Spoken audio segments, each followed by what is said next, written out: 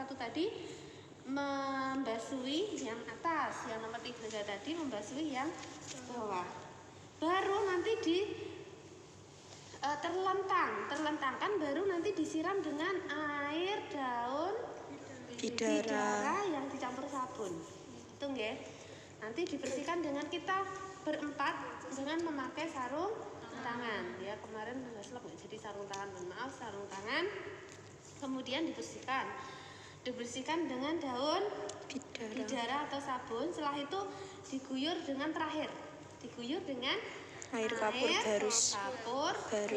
Setelah diguyur selesai, ya kan, dikeringkan dengan 2 handuk. Tapi handuk yang basah itu tidak boleh langsung diambil. Ingat, aurat jenazah diperhatikan, jangan langsung jadi jenazah terus seneng ide, nggak boleh gitu, nggih, tetap diperhatikan. Jadi basah kita keringkan dulu, ya, keringkan baru diberi kain mori atau kain kafan, ya. Jadi kain kafannya yang terakhir dikeringkan. Yang nomor 1 tadi bagian nomor 1, 2, nah tugasnya nomor 2, 3 mengikuti nggih, 3, 4 orangnya itu loh mengikuti membersihkan tadi, yang memandikan gitu kan pakai handscoon toh. Nah itu, terus nanti yang guyur hanya 2 orang. Nanti terakhir semua megang handuk untuk mengeringkan.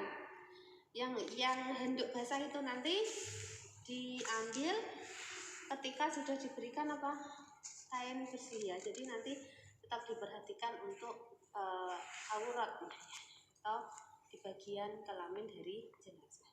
Paham? Baru yang terakhir diberi kain kafan, baru mau dikafani. Ya, tapi kita tidak belajar mengkafani ya di sini, ya. Nanti kita belajar memandikan. Jadi nanti ini berapa orang, ya, nanti saya lihat. Yang pertama nanti saya dengan 3 orang mempraktekkan, seperti itu. Kemudian antara laki-laki dan perempuan berbeda. Perlu diperhatikan kalau perempuan itu lebih auratnya lebih banyak. Mana sampai mana? Berarti nanti kalau rambut gimana, Bu, yang nanti kalau yang perempuan itu tetap biasanya diurai, disisiri terus dikelabang, dikepang. Kepang. Iya toh, terus digelong atau intinya disisir, ya. Yang laki-laki juga disisir, ya. Sebelum ditutup kain tadi disisir. Semua harus rapi. Yang perempuan dikasih jilbab ketika mau dikafani. Kalau pas dimandikan tidak, gitu, ya. Jadi kain kafan untuk jilbab itu ada bentuk segitiga, ya, segi 4 terus segitiga terus begini, tapi tidak peniti enggak cuma dilembar kayak cuma ditutupkan awalnya, ya, untuk dipocong begitu. Terus untuk yang perempuan itu kalau mengkafani itu lebih banyak tambahan 2, yaitu untuk jilbab sama untuk bagian sini kemben, tahu ya? Tahu kemben, Mas? Kemben tahu nggak? Kemben itu bagian, ngerti orang nikah basahan? Sakmene ya lho.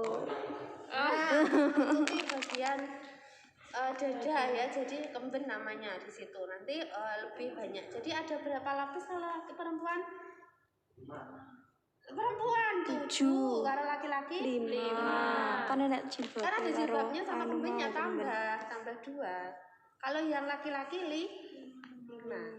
Telu ngono ya kurang, ya. Nanti dilihat, saya kasih video mengkafani, ya.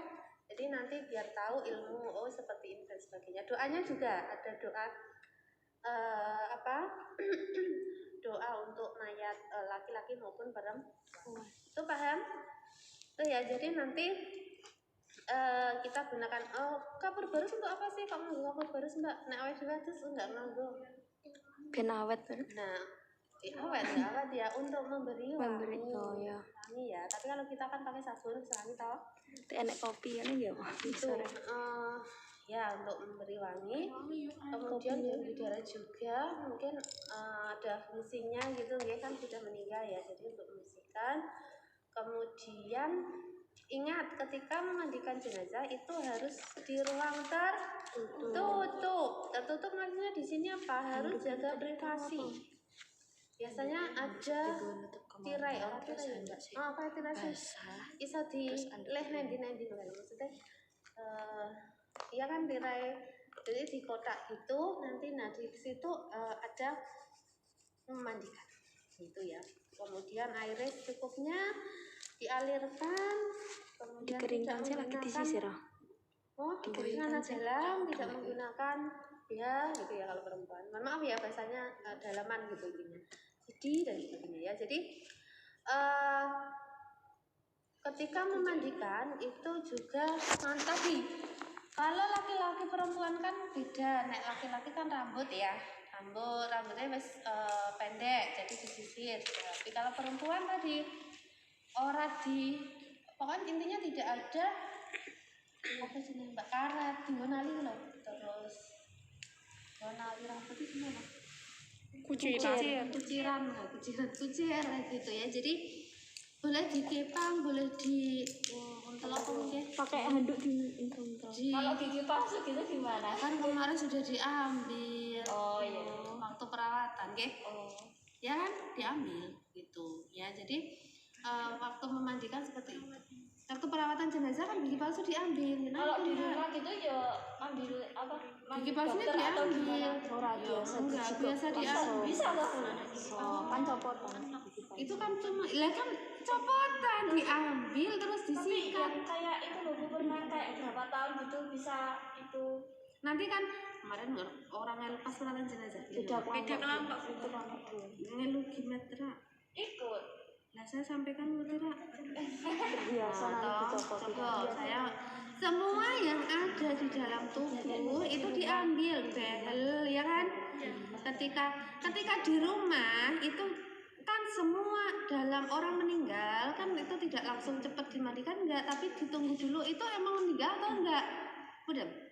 Kan anak sama Mati suri. Ada loh ada mati suri ya.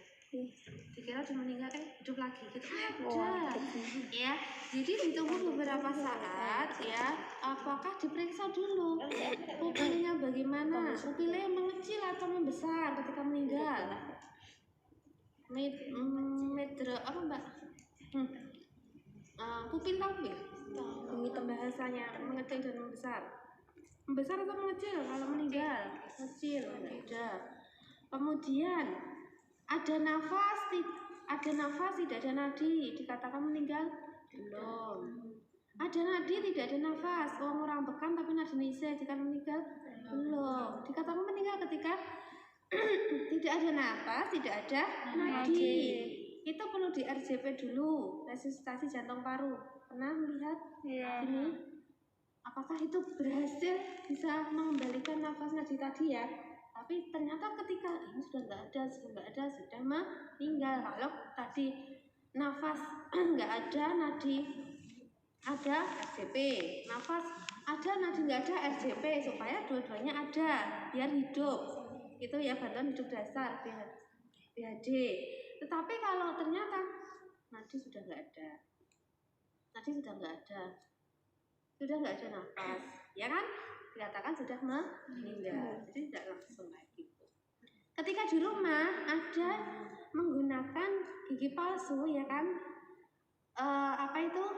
Untuk kan namanya palsu, berarti kan tidak seperti gigi asli, tidak ada akar masih yang menempel dan sebagainya. Itu kan menyambung dengan namanya saraf-saraf di gigi ya. Ketika udah meninggal saraf itu kan harus mati, nggak berfungsi, jaringan sudah mati, sel sudah mati, nggak ada fungsinya. Apa yang ada di tubuh akan lepas mudah ya. Itu untuk yang behel misalnya dikawat dan sebagainya nggak tahu lah, itu bisa karena belum ada pengalaman sih ya, bisa diambil sendiri atau perlu bantuan dari orang lain atau bagaimana. Kalau perlu dokter, asisten atau orang yang ahlinya ya dipanggil untuk melepas, atau mungkin itu juga kesepakatan keluarganya nggak usah langsung dianu. Sebenarnya kalau menurut kita umat Islam harus dilepas. Kan ada tak anak yang mas-masan digawa neng jero kuburan ada tak kayak gitu. Itu kan keluarganya minta dan sebagainya, kita di sini sesuai ajaran Islam itu minta ya. Jadi secara apa itu teknis apa yang ada dilepas cincin, gelang dan sebagainya dilepas. Itu enggak yang peralatan biasa kan kemarin gitu ya. Jadi apa terkait dengan apa-apa yang ada di tubuh dari jenazah. Itu paham semua, yang mau ditanyakan lagi yang di sana sudah paham? Sampun kalau sudah kita mulai ya. Jadi kita tidak orientasi assalamualaikum perkenalkan nama saya di sini akan memberikan betul ya, karena itu nggak ada dulunya. Kalau kemarin kan ada, karena ada keluarganya ya, keluarganya kenalan. Sekarang apa jenazah kan kita nggak tahu. Kemarin dia mengatakan orangnya meninggal, rohnya masih di situ gitu kan. Ketika melakukan peralatan jenazah kita saksinya dewi pas meninggal, itu enggak bagus, enggak boleh ya. Tetap komunikasi. Kebiasaan saya sisir ya Pak, kalau udah meninggal gitu ya, saya apa itu ya. Jadi karena itu kita sebagai seorang perawat harus mampu mengerjakan dengan sesuai SOP. Paham ya? Jadi nanti saya minta bantuan, jadi nanti 4 orang ya. Tadi yang sudah saya jelaskan kita praktekkan ya. Intinya aurat dari seorang jenazah harus diperhatikan, tidak boleh tersingkap, tahu ya, kebuka ya, tetap ditutup dengan handuk. Kalau laki-laki, kalau perempuan dengan handuk juga, iya dengan handuk. Jadi handuknya lebih banyak. Nek satu kan mungkin nggak itu, mungkin 2 ya. Jadi perempuan dengan perempuan ya. Jadi memegang bagian yang sensitif, dada, kemudian alat kelamin untuk membersihkan itu ya, karena itu sesama jenis dan masih muhrimnya. Intinya sama jenis. Kalau laki-laki pengen mandikan istrinya gitu ya, misalnya itu kan bojone ya apa-apa. Nggak harus aku perempuan laki-laki ya. Saya suaminya, saya istrinya, saya muhrimnya, saya anaknya. Apa ya? Ya tergantung nanti kesepakatan dari keluarga. Paham ya? Tapi insya Allah itu banyak yang memandikan itu biasanya kebiasaan. Kalau ada yang meninggal gitu ya, saudaranya keluarganya siap membersihkan semua. Dan pasien jenazah mau dikafani itu sudah bersih. Itu mau kita mulai ya. Silahkan, ada 3 tindakan yang di bagian alat kelamin sama artise loh. Nah ini artise. Ini berarti sudah nggak pakai baju ya, maksudnya laki-laki. Misalnya sampai bertiga di sini, saya 1 ya di atas. Nanti yang nomor 2 saya yang ngangkat ini, nomor 2 yang menekan perut untuk mengeluarkan kotoran. Udah, habis itu baru diguyur dengan air bersih. Ya, jadi nanti diperhatikan. Jadi nomor 1, nanti nomor 2, ini nomor 3. Jadi nomor 3 yang memegang gayung. Ya, setelah dinik saya kan ngangkat, nomor 1 ngangkat, yang nomor 2 nekan, ya nomor 3 berarti menceboi gitu ya, menyiram di bagian sini. Paham? Yuk kita mulai. Sini 1, 2, 3.